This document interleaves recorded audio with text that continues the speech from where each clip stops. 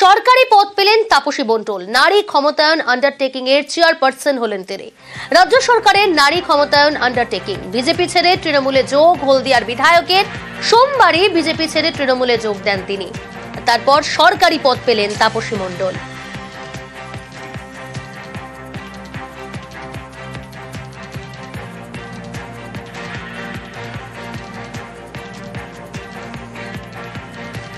যুদ্ধের রণকৌশল প্রকাশ্যে বলতেন। আমি নিশ্চিতভাবে যখন যুদ্ধে নেমেছি আমি রণকৌশল তৈরি করেই নেমেছি। আর মাঠ কীভাবে তৈরি করতে হয়, যুদ্ধ কিভাবে জিততে হয় সেই প্রক্রিয়াকরণ আমার জানা আছে। আমি সেভাবেই সামনের দিনে মোকাবিলা করব। তাকে দায়িত্ব দেওয়া হচ্ছে, তিনি চেয়ারপারসন হচ্ছেন ওমেন্স ডেভেলপমেন্ট আন্ডারটেকিং WDU। আমাদের একটি বড় প্রকল্প, স্বাবলম্বন প্রকল্প চলে। আর্থিকভাবে পিছিয়ে পড়া কিংবা সামাজিক স্তরেতেও পিছিয়ে পড়া মহিলাদের স্বাবলম্বী করার জন্য তাদেরকে বিভিন্ন রকমের স্কিল এডুকেশন ইত্যাদি দেওয়া হয় এবং বিভিন্ন প্রজেক্টসের মাধ্যমে স্বাবলম্বী যাতে হতে পারে, সেটা WDU দেখে। এবং এই WDU চেয়ারপারসন হয়েছে তাপসী মণ্ডল। পুরো প্রতিনিধিদের নিয়ে কড়া তৃণমূল কংগ্রেস। মলয় রায়কে ছেটে কাউন্সিলরদের বার্তা। পানিহাটির প্রাক্তন পুরপ্রধান মলয় রায়। একাধিক পুরো এলাকায় পিছিয়ে তৃণমূল কংগ্রেস, খারাপ ফলেই পুরো প্রতিনিধিদের ভূমিকা। কাউন্সিলরের খারাপ ব্যবহারের প্রভাব পড়ে ভোটে। একাধিক জায়গা থেকে রিপোর্ট পেয়েছে দল, আর রিপোর্টের ভিত্তিতেই ব্যবস্থা গ্রহণ তৃণমূল কংগ্রেসে।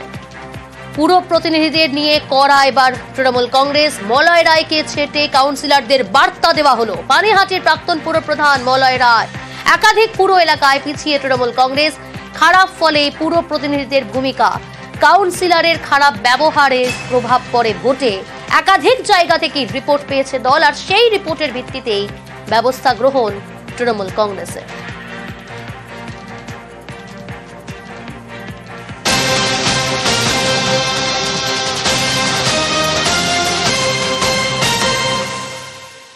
অবশেষে ইস্তফা পানিহাটি চেয়ারম্যানের। অমরাবতী মাঠ বিক্রিতে নাম জড়ায় মলয় রায়। মলয় রায়কে ইস্তফা নির্দেশ। পুরমন্ত্রীর ইস্তফা নিয়ে নানা টালবাহানা। মলয় রায় বারাকপুর মহকুমা শাসকের অফিসে ইস্তফা পত্র। আরো ডিটেল জানাবে সুবীর, রয়েছে আমার সঙ্গে। সুবীর, নানা টালবাহানার পর অবশেষে ইস্তফা দিলেন পানিহাটির চেয়ারম্যান মলয় রায়। পৌরপ্রধান যিনি এখন প্রাক্তন হয়েছেন মলয় রায়, তিনি বারাকপুর মহকুমা শাসকের দপ্তরে দুজন প্রতিনিধি পাঠিয়ে তার ইস্তফা পত্র জমা দিয়েছেন। এবং তারপর থেকে কিন্তু একদম পৌরপ্রধান রয়েছেন মলয় রায়, তিনি কিন্তু একদম সরব হয়েছেন। তিনি বলছেন যে খেলা শুরু হয়ে গিয়েছে।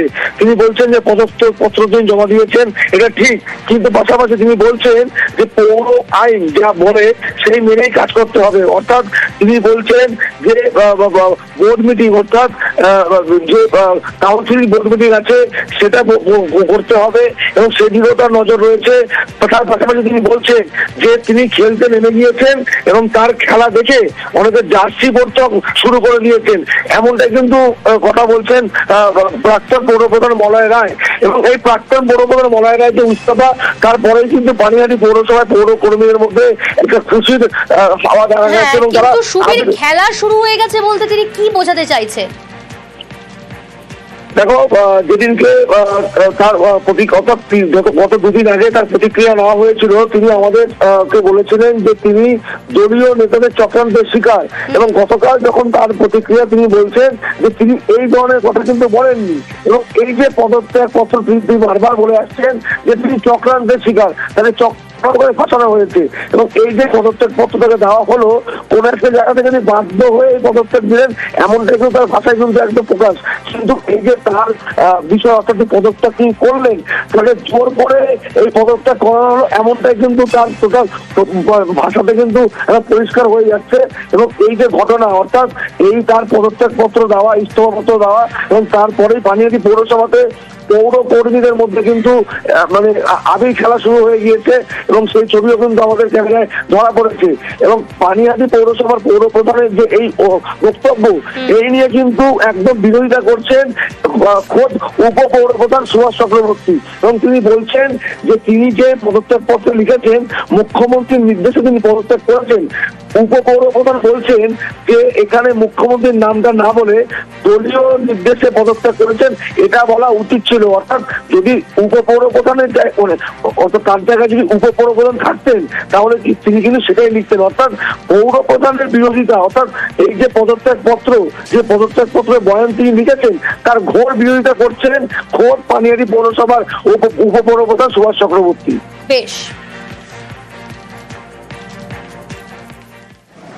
পদত্যাগ তো গতকালই আমি করে দিয়েছি সন্ধ্যাবেলা, বিকেলবেলা কালকে পাঠিয়ে দিয়েছি। সন্ধ্যাবেলা মুখ্যমন্ত্রী যা চেয়েছেন সেটাই দিয়েছি। ওনাকে সম্মান দিয়ে ওনার প্রতি আস্থা দেখিয়ে আমি পদত্যাগ করেছি। আমি অনেকক্ষণ দেখেছি, পরবর্তীকালে সরকারি পর্যায়ে পৌরমন্ত্রী বলেছেন যে কোনো দুর্নীতির মধ্যে নেই, ক্লিন চিট উনি পাবলিকলি দিয়ে দিয়েছেন। তারপরেই আমি সিদ্ধান্ত নিয়েছি এরপর আমার মুখ্যমন্ত্রীর চিন্তাভাবনাকে সম্মান দিতে হবে। গিরিশ পার্কের দিকে নজর রাখা যাক, কারণ গিরিশ পার্কে যে খুন, সেই খুনের কথা এবার কবুল ধৃতদের।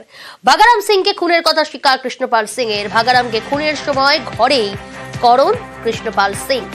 ভাগারামের গলার নলি কাটার স্বীকারোক্তি কৃষ্ণপালের। খুনের তদন্তে সন্দেহের বাইরে নেই করণ সিং। আরো ডিটেল জানাবো, অমিত রয়েছে আমার সঙ্গে।